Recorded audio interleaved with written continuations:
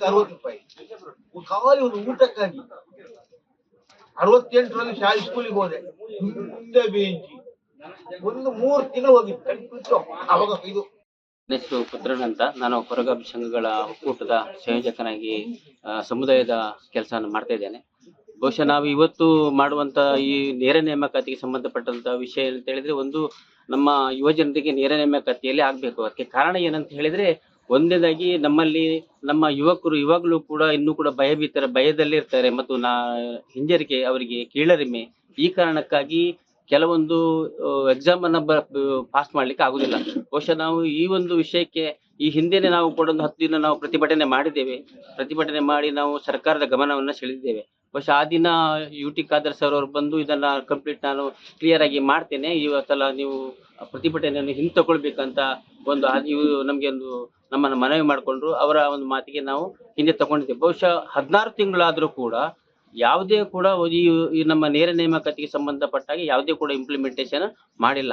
ಅದಕ್ಕಾಗಿ ನಾವು ಈ ಸಲ ಅಹೋರಾತ್ರಿ ನಿರಂತರ ಕಾರ್ಯಕ್ರಮ ಧರಣಿಯನ್ನ ಹಮ್ಮಿಕೊಂಡಿದ್ದೇವೆ. ಬಹುಶಃ ನಮಗೆ ಬಹಳ ಬೇಸರ ಅಂತ ಹೇಳಿದ್ರೆ, ಈ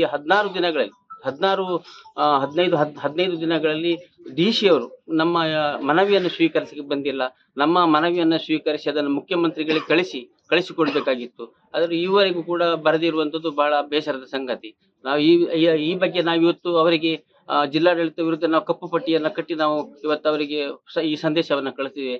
ಇದೇ ರೀತಿ ಮುಂದುವರೆದು ನಾವು ಬೇರೆ ಬೇರೆ ರೀತಿಯಲ್ಲಿ ನಾವು ಪ್ರತಿಭಟನೆಗಳನ್ನ ಇಲ್ಲಿ ನಾವು ಮಾಡ್ಲಿಕ್ಕೆ ನಾವು ತಯಾರಿದ್ದೇವೆ ಅಂತ ಹೇಳಲಿಕ್ಕೆ ಇಚ್ಛೆ ಪಡ್ತಿದ್ದೇನೆ. ಆದಷ್ಟು ಬೇಗ ಸರ್ಕಾರ ನಮ್ಮ ಮನವಿಯನ್ನ ಸ್ಪಂದಿಸಬೇಕು. ನಮ್ಮ ಯುವ ಜನರಿಗೆ ನೇರ ನೇಮಕಾತಿ ನೀಡುವುದಕ್ಕೆ ಆದೇಶ ನೀಡಬೇಕು ಅನ್ನೋ ಆದೇಶ ನೀಡುವವರೆಗೆ, ಆದೇಶ ಬರುವವರೆಗೆ ನಾವು ಈ ಪ್ರತಿಭಟನೆಯಿಂದ ಯಾವುದೇ ಕಾರಣಕ್ಕೂ ಹಿಂದೆ ಸರಿಯುವುದಿಲ್ಲ ಈ ಸಂದರ್ಭದಲ್ಲಿ ಹೇಳಿಕ್ಕೆ ಇಚ್ಛೆ ಪಡ್ತೇನೆ. ನನ್ನ ಹೆಸರು ಪ್ರೀತಿ, ನಾನು M.Com ಮಾಡಿದ್ದೇನೆ.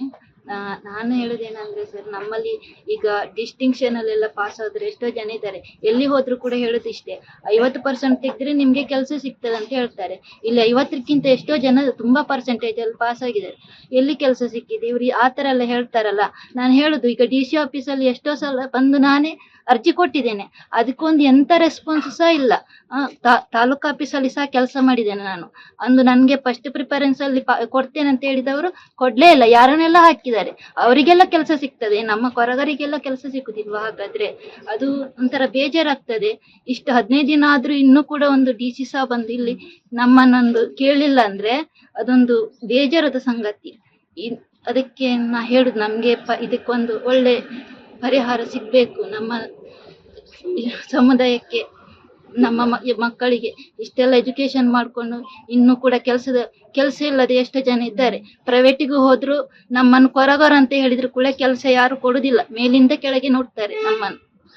ಅಷ್ಟೇ ಹೇಳು ಸರ್, ನಮಗೆ ಇದ್ರಲ್ಲಿ ಒಂದು ಪರಿಹಾರ ಸಿಗ್ಬೇಕು ನಮ್ಮ ಸಮುದಾಯಕ್ಕೆ.